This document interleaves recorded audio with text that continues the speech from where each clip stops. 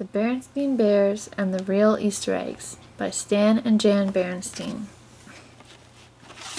To celebrate new life at Easter, eggs and bunnies come in handy, but some cubs think it's just about the candy. Published in the United States by Random House Children's Books.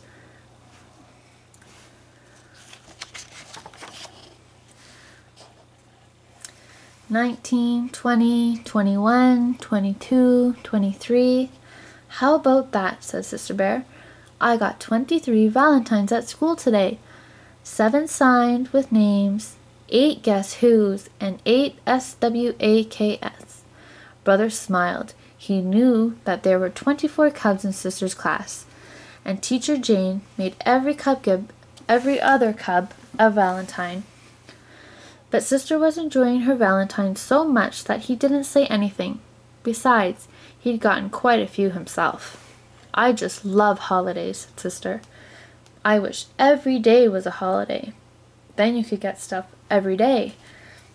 "Oh," said Mama, who'd been listening.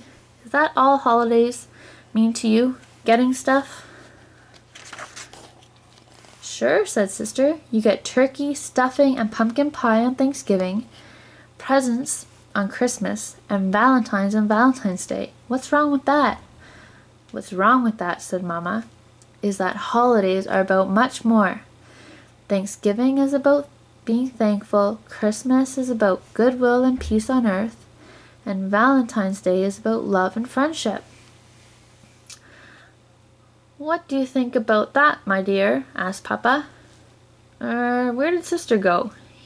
he said, looking around. "She went into the kitchen," said Brother, which Sister had. She'd gone into the kitchen to look at the calendar on the wall. She was looking ahead for holidays. She looked at the rest of February. There weren't any more holidays in February. She looked at March. She didn't see any big holidays in March either.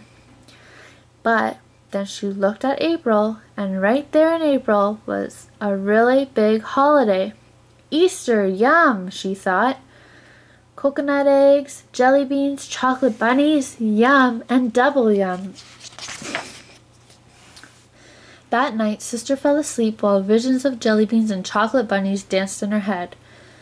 But it was still winter, and when she woke up the next morning, she forgot about Easter and spring because there was a new blanket of snow covering the earth. Wonderful snow to sled on, to make forts out of, to make angel wings in, but Mother Nature hadn't forgotten. And while Brother, Sister, and their friends sledded and made forts and angel wings, she was getting ready for a whole new season. As the winter winds died down and the sun began to ride higher in the sky, signs of spring began to appear. The big icicles of winter dropped from roofs and stuck like swords in the last of the melting snow. Robins began looking for places to build their nests. Blue and yellow crocuses peeped through the softening earth.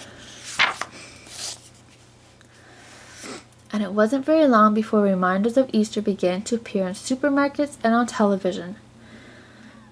But it was in the big billboard in the town square that got Sister and Brother really excited about Easter.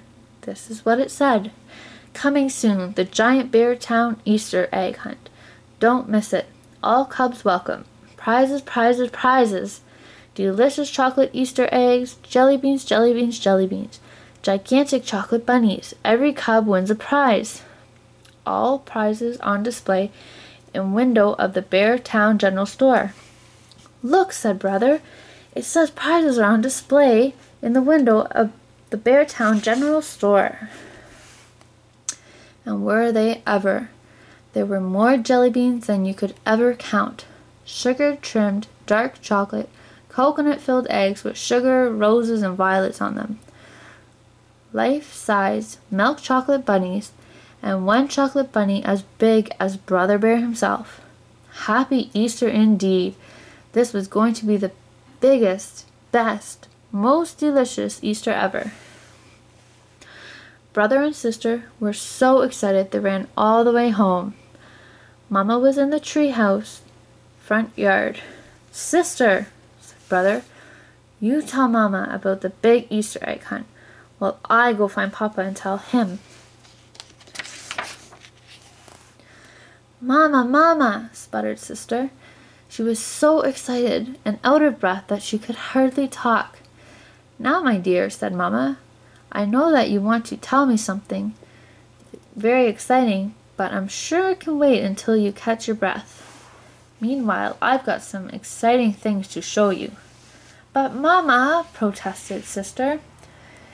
"Just look here," said Mama, kneeling down. "See these little blue and yellow flowers? They're from the crocus bulbs I planted last fall. They've been sleeping under the snow all winter. Now, they're the first to push up through the earth and greet the spring.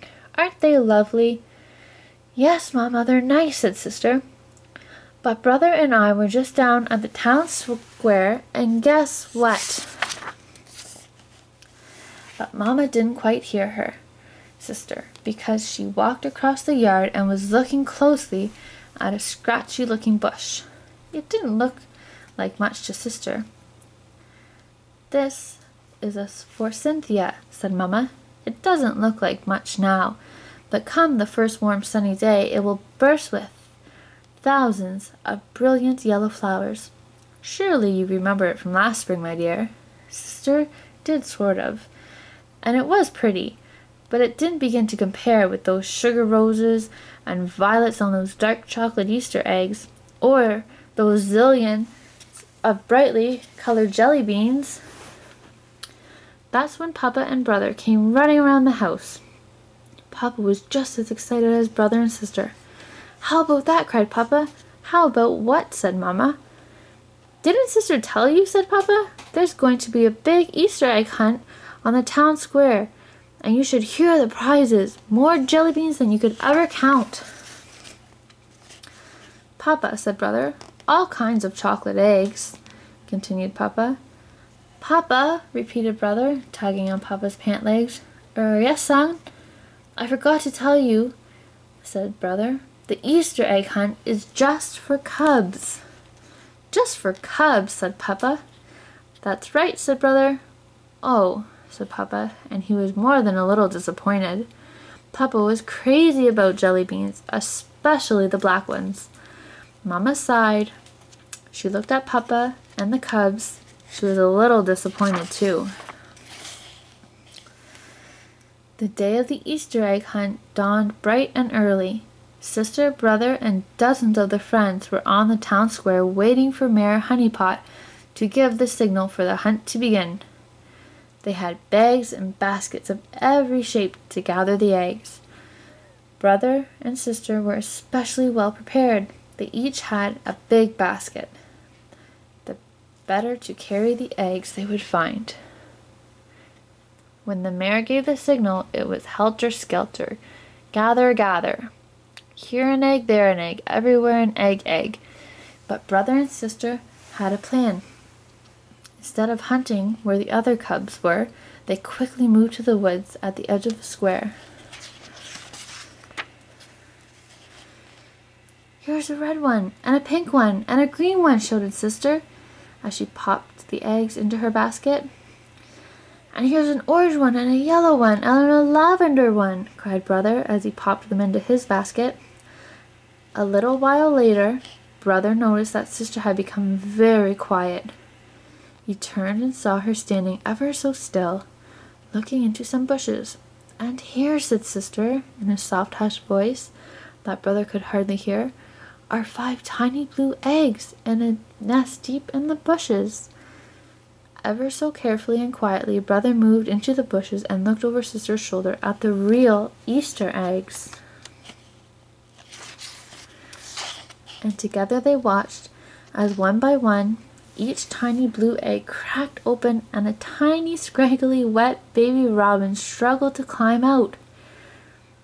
From time to time, the mother or father robin came to the nest with food, worms and insects. They took turns putting the food in the wide open beaks of the baby birds. Brother and sister watched for a long time. They hardly moved. It was as if they were under a spell. It was the most wonderful and amazing thing they had ever seen. They missed most of the Easter egg hunt, but since every cub got a prize, they got some goodies for the eggs they had already gathered.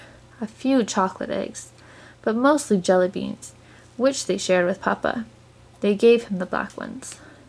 Many of sister and brother's friends won the really big prizes, but that was okay. The sugar-trimmed chocolate eggs and the giant chocolate bunny would not only soon be gone, they would leave quite a few tummy aches behind.